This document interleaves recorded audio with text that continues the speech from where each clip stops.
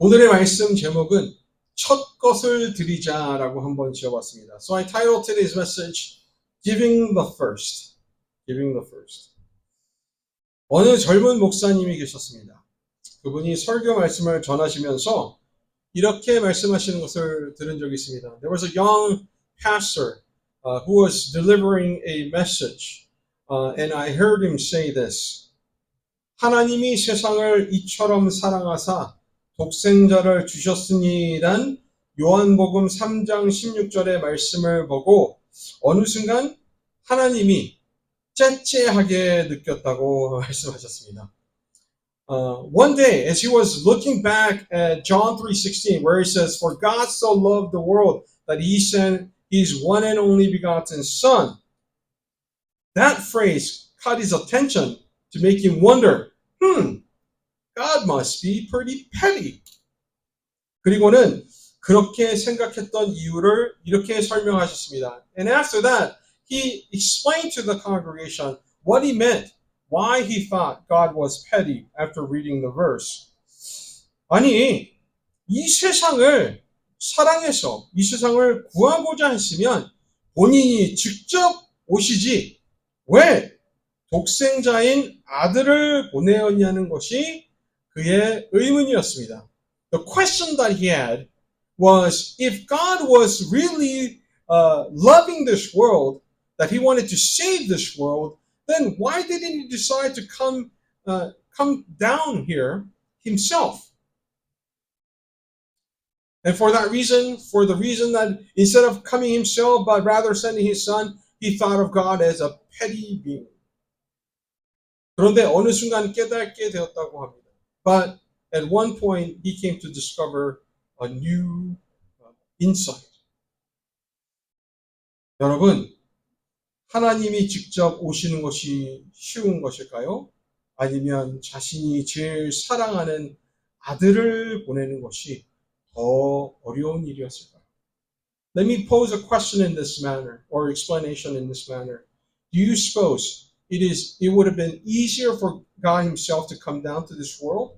Or would it be harder to send his one and only begotten son? 아들을 보내는 것이 본인이 직접 오는 것보다 더 어려운 일이었겠죠? Wouldn't you all agree that sending his son, his beloved son, would have been a harder thing to do? Right? 여러분 혹시 여러분이 사랑하는 가족 혹은 자녀가 아팠을 때 얼마나 괴로우셨습니까? Recall back to your own lives, your own settings.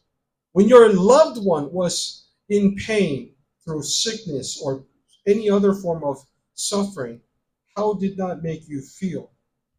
Didn't it make you feel painful as well?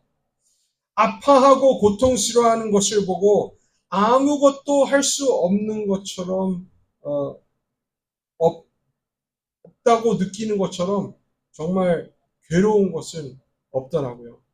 There isn't another pain that is greater than not feeling helpless when your loved one is in pain. 얼마나 힘들고 아파하는 것을 바라보기가 힘들었으면 내가 대신 아프길 원한다고 말하지 않겠습니다. The pain is so great that we often hear it will be better that I suffer those illnesses rather than my loved one or my child. Don't we say that?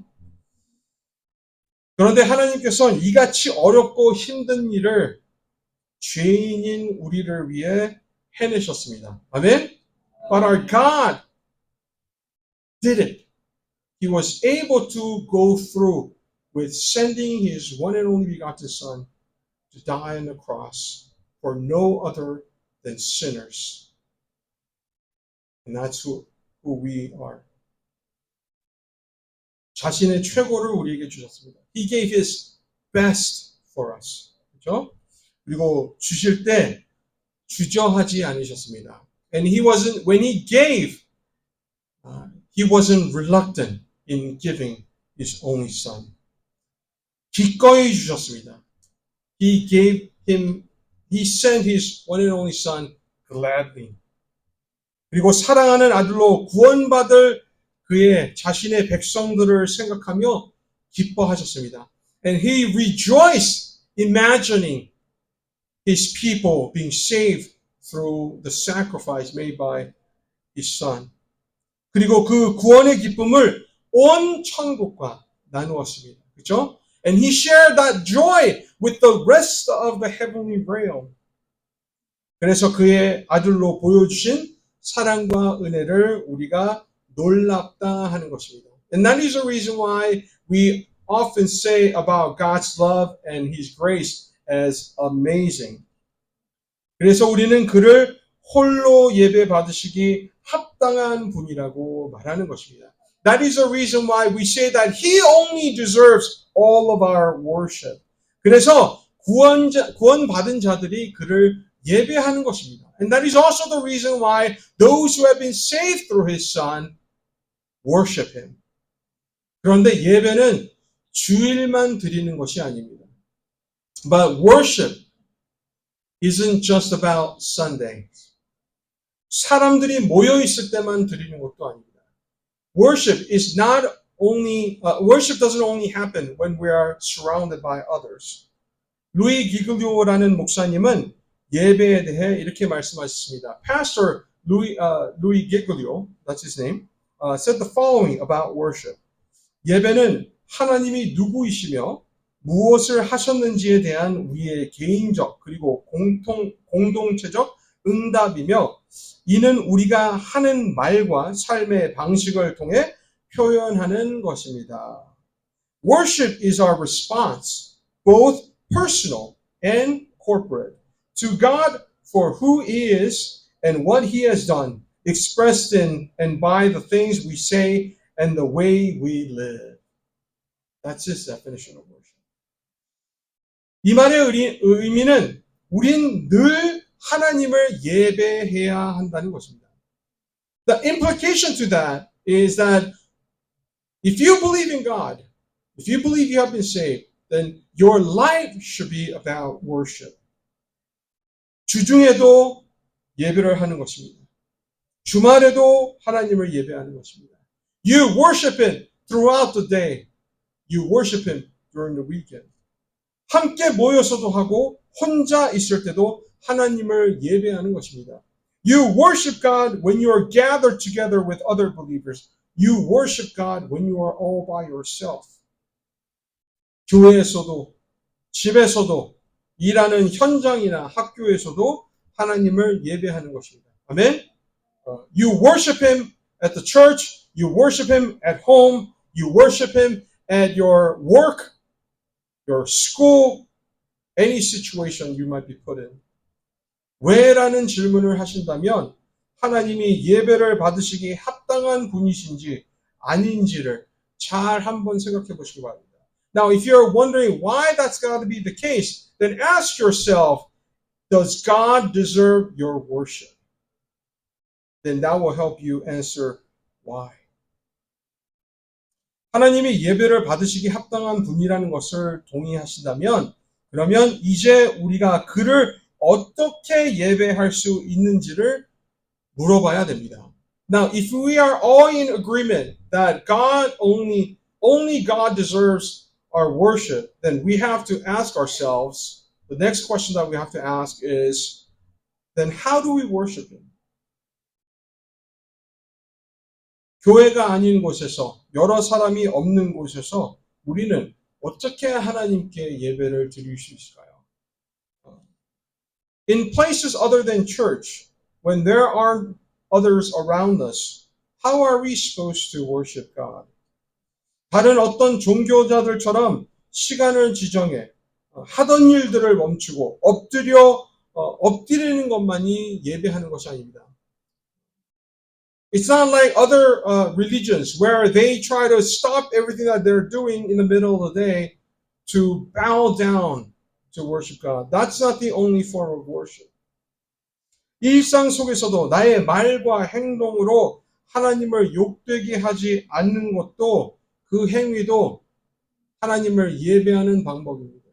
When we live our lives saying the things that are according to the word, when we try to live our lives doing the things that's been taught to us through God's word. Not insulting, not, ruining God's reputation as if we could. That's how we worship God.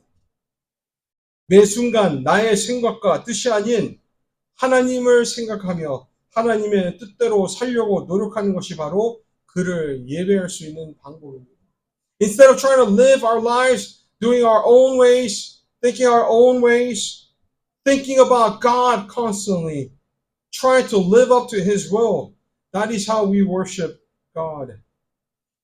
예수님의 마음을 품고 그의 손이 되고 그의 발이 되는 것이 바로 우리가 하나님을 일상 속에서 예배할 수 있는 방법입니다. Possessing the heart of Jesus, being His extended hands and feet, that's how we could worship God in our everyday lives. 이것이 바로 하나님의 놀라운 사랑과 은혜에 대한 우리의 답변이어야 됩니다. This is how we ought to be responding to God in worship. 하나님은 우리에게 가장 좋은 것을 주셨습니다. 아멘? God has given us the best thing we could ever ask for. 최고 중에 최고를 주셨습니다. It's so, there isn't anything that is better than what our God has given us. 그렇다면 우리 또한 그에게 최고의 것을 드려야 되지 않겠습니까? If that is the case, then shouldn't we in return give God the best thing that we have and we possess? 최고를 드리지 못하더라도 최소한 우리의 마음을 다해 드려야 되지 않겠습니까? If we cannot find anything that is of worth, then shouldn't we at least put all of our hearts into giving? 여러분은 여러분이 가장 사랑하는 분들에게 쓰던 것을 주십니까? Do you give your loved ones a used item? 남아 돌아다니는 것을 주십니까? Do you give them something that is a leftover? 혹은 버릴 것을 주십니까?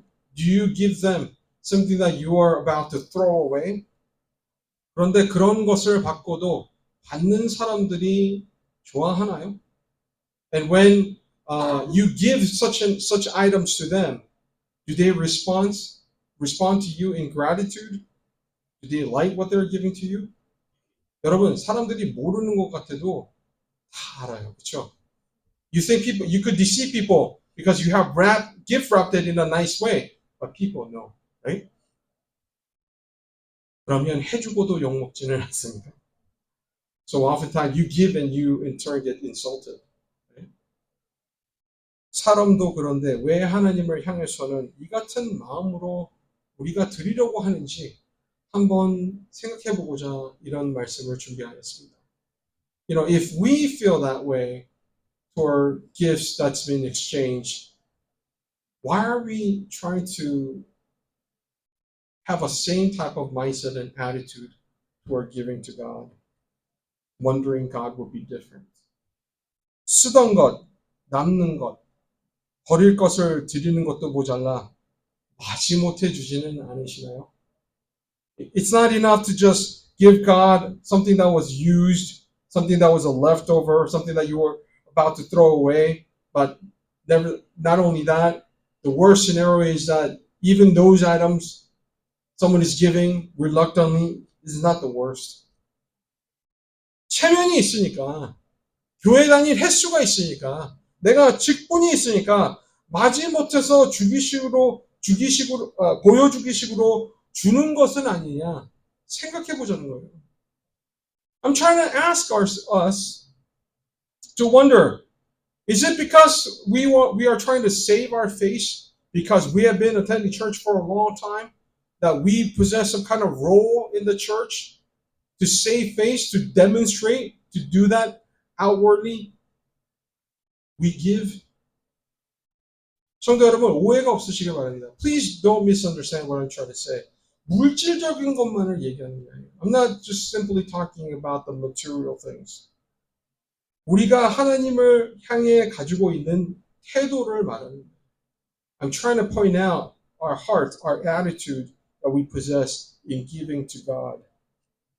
진정 하나님이 어떤 분이신지, 진정 하나님이 하신 일에 대해 감사하신다면, 그래서 그의 가치를 아신다면, 우리는 어떤 상황에도, 매 순간에도 첫 것을 드리려고 할 것입니다.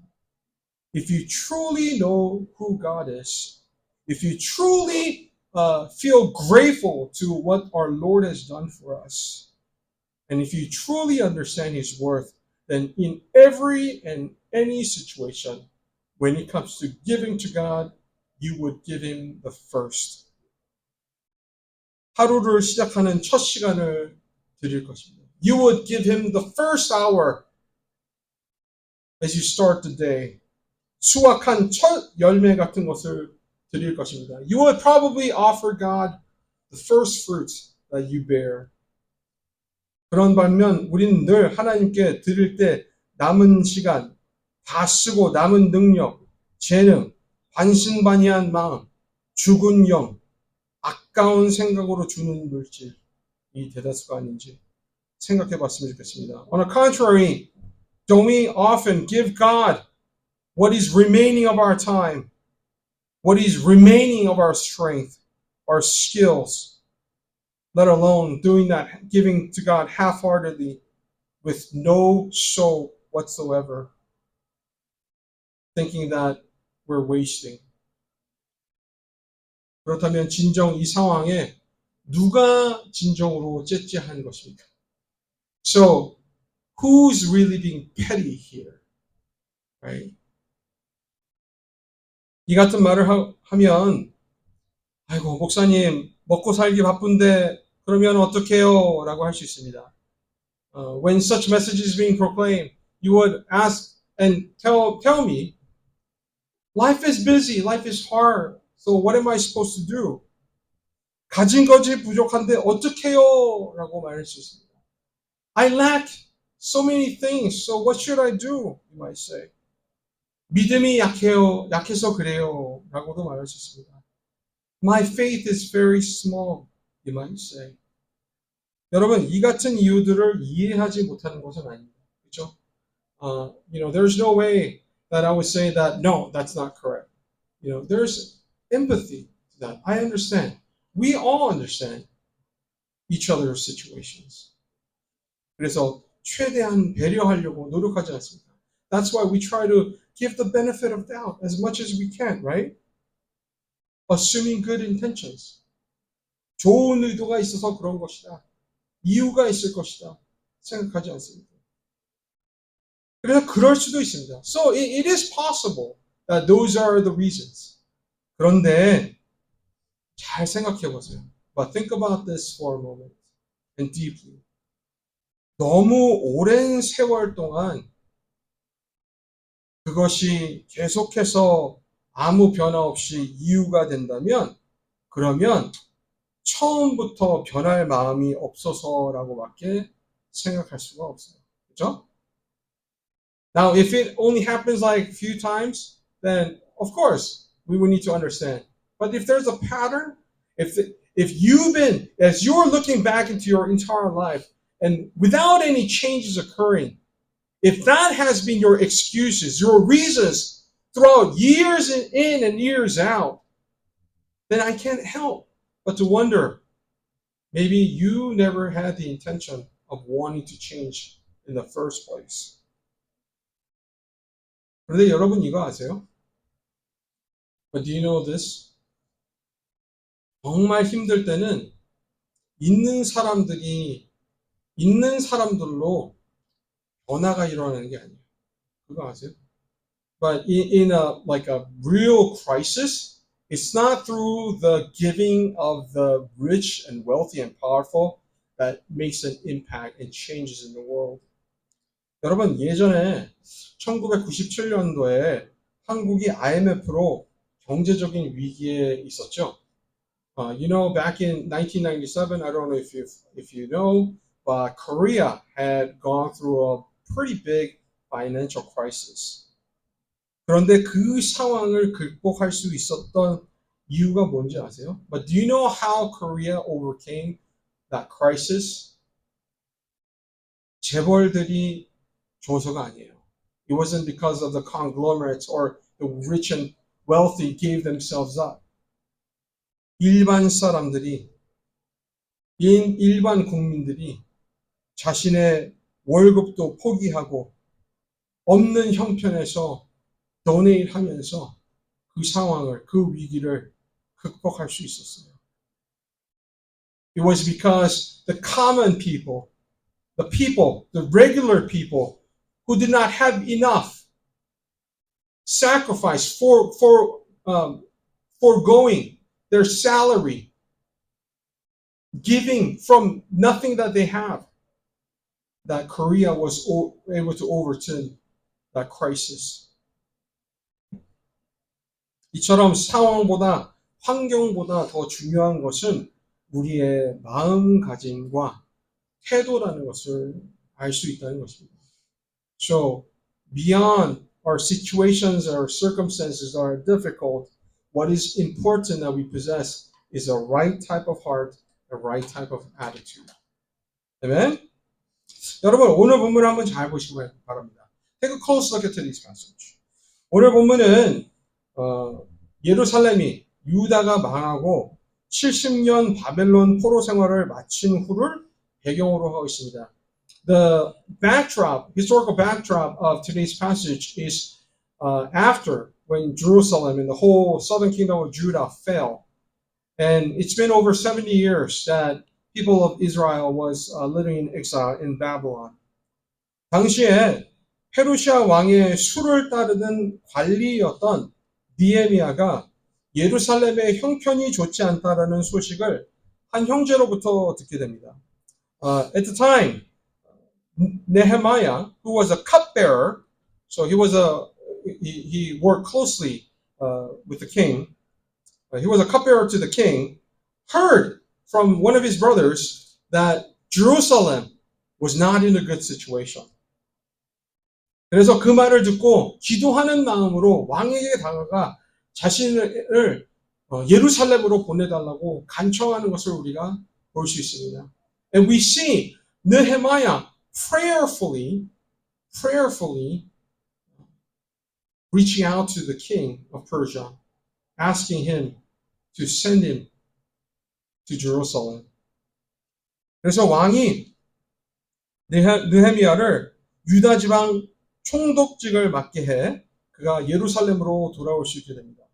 So king appoints him as the governor of the Judean region, and that's how he's able to come to Jerusalem. 그리고는 백성들이 외부의 침공으로부터 보호받을 수 있게 하기 위해 예루살렘 성벽을 재건하게 합니다.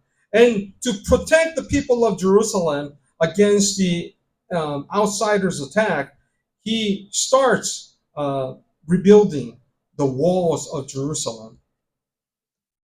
그리고 성벽을 재건한 후 온 백성을 불러 모아놓고 당시 대제사장이었던 에스라로 율법을 읽게 하는데 율법을 들은 백성들이 갑자기 애도하기 시작합니다.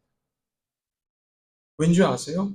자신들이 하나님께 지은 죄를 깨달아 그런 것입니다. After the rebuilding of the walls, he gathered everybody from young to old. And he had Ezra, the high priest, read the law. And as Ezra kept on reading, people started to lament. They lamented and cried because they realized that they had sinned against God. 그러자 느헤미야가 그들을 향해 이렇게 말합니다. 느헤미야 8장 9절로 10절 말씀입니다.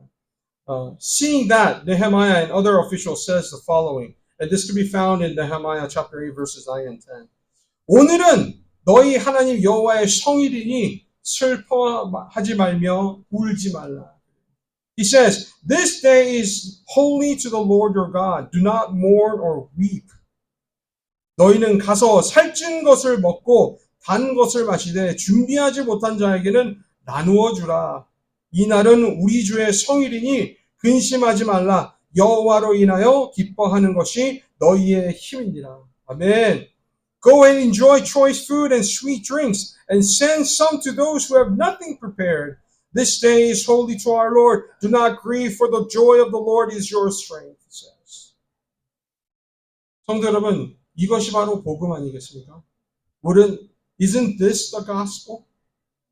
때로는 말씀으로 인해 우리의 죄가 드러나서 괴롭기도 하지만 그 죄를 받았다 말하는 것 또한 하나님의 말씀 아닙니까?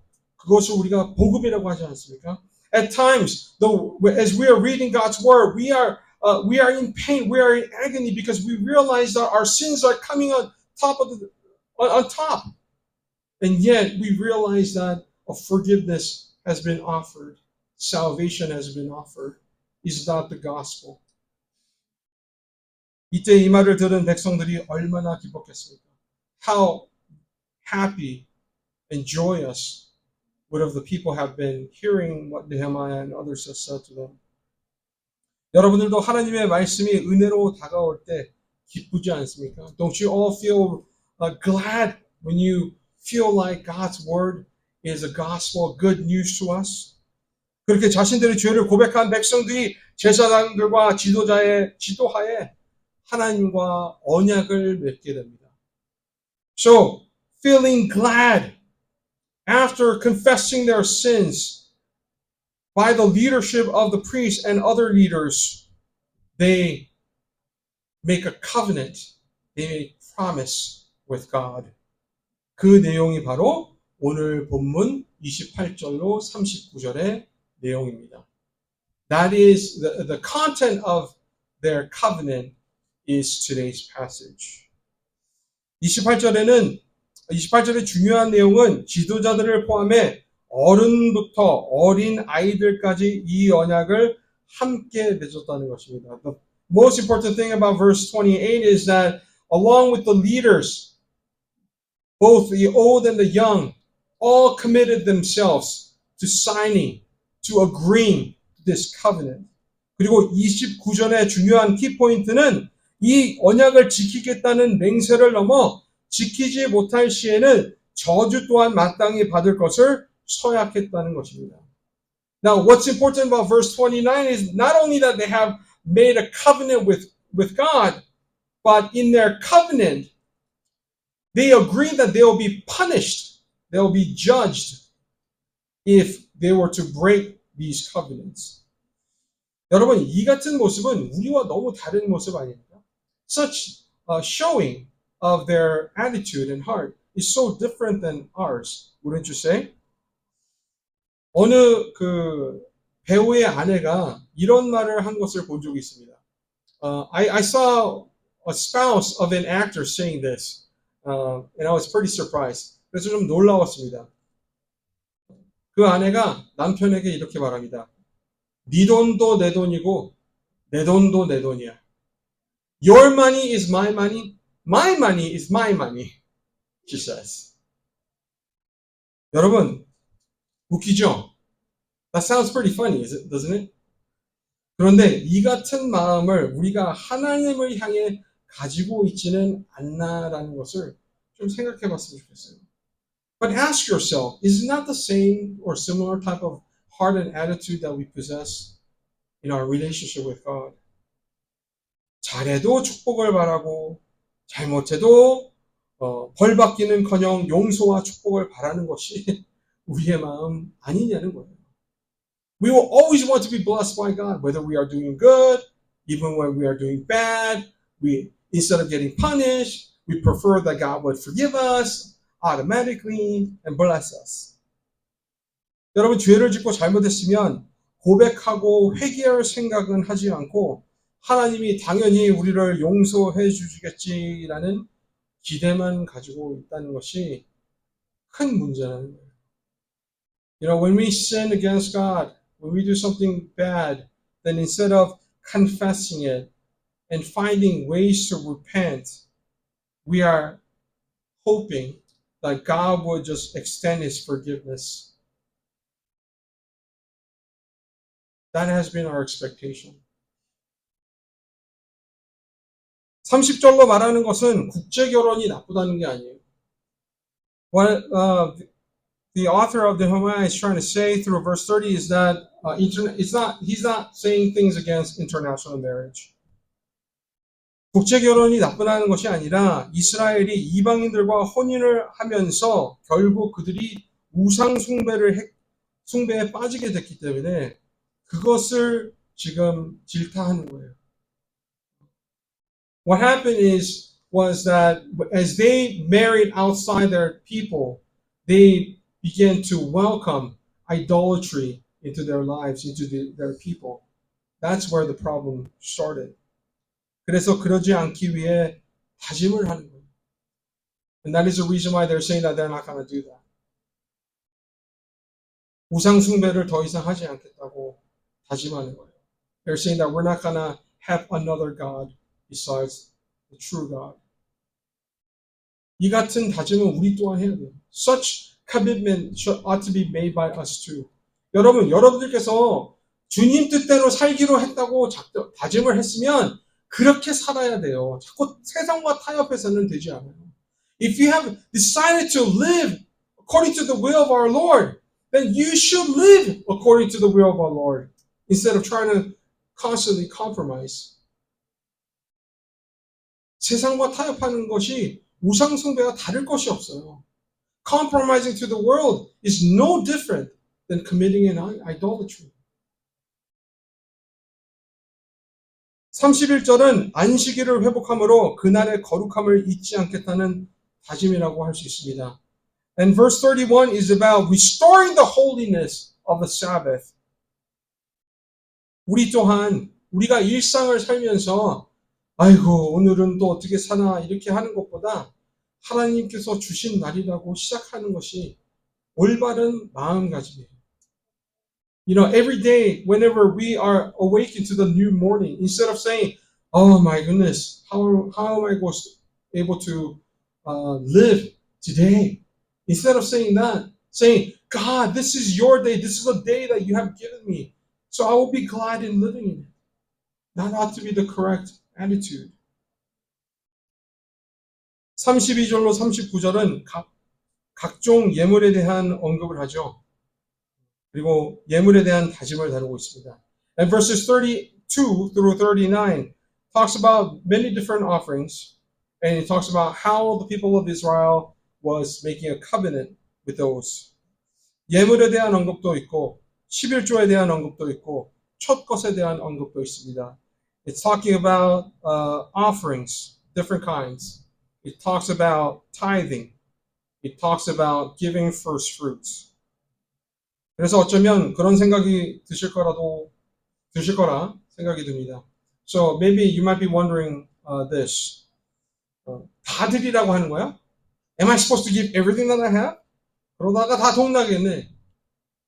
Then I'll be emptied out. You might wonder. 또 헌금하라는 소리구만. Oh, this is a message about the offering. It seems. 근데 여러분 이런 말씀을 드리는 것이 아니에요. But I'm not trying to say that. 얼마나 많이 드리는 거가 중요한 것이 아닙니다. It's not a matter of how much we give out. 중요한 것은 이스라엘 민족이 왜 이런 서약을 했는지 아는 것이 더 중요합니다. What is more important is we come to realize why the people of Israel decided to make such a radical covenant with God. 한번 생각해 보세요. Think about this for a moment. 온 나라가 망해 성벽도 없었던 백성이 하나님께 드릴 것이 무엇이 있었겠습니까? You know, they lived before Nehemiah came. They lived in a city where there weren't any walls around. They were living in a devastated, plundered city. So what do you suppose they had to give? 성벽을 재건하는 일에 도움으로 많은 것을 이미 드리지 않았을까요? Don't you think that they have already given a lot, contributed themselves, trying to help rebuild the walls? 그런데도 이렇게 드리려고 한 백성의 정성이 보이지 않습니까? And yet we still encounter their sincerity in wanting to give God, right? 왜 이러한 정성을 보였을까요? Why do you think they were so sincere about giving God and making that into a covenant with Him? 39절 마지막 절에 나와 있죠. The answer could be found in the last sentence of verse 39. 뭐라고 적혀 있습니까? 함께 읽어볼까요? 하나님의 전을 버려두지 아니하리라. Right? They say, we will not forsake the house of the Lord. Right? 그것이 바로 이유예요. 왜 이 같은 말을 했을까요? Why do you think they said this? 복음의 감동이 있어 그랬다고 저는 생각합니다. I firmly believe that because they were inspired by the word that had been preached to them in the form of the law. 하나님이 하신 일을 감사해 첫 것을 드리려는 마음 자세라고 생각합니다. I think this is the heart and the attitude that they possessed, wanting to give God the first fruits. 왜냐고요? Why? 왜냐하면 하나님은 그만큼 가치가 있으신 분이기 때문입니다. Because God is worthy of that. 성도 여러분, 여러분은 하나님께 얼마나 감사하시나요? Brothers and sisters, how much are you grateful to God? 하나님의 말씀이 이 복음이 얼마나 크게 은혜로 다가오시나요? How much of the gospel is felt as His grace?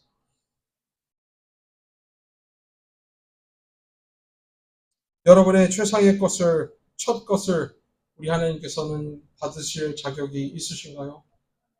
Does our God deserve the first fruits, the best fruits?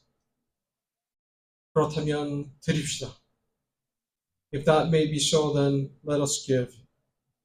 물질로가 아니라면 시간으로, 시간이 아니라면 헌신으로, 헌신이 안 된다면 노력으로, 노력이 안 된다면 삶으로 계속해 하나님께 첫 것을 드리면서 나아가는 저와 여러분들이 될 수 있기를 주님의 거룩한 이름으로 축원합니다. 아멘. 아멘. Let us give Him our first things. If it is not the materials, then let us give Him our best time. If it is not the best time, then let us give Him our dedication. And if it is not the best dedication, then let us give Him our best efforts. And if it is not our best efforts, then let us give Him our best life. That way, we continue to give Him the first. Amen? Amen. Let us pray.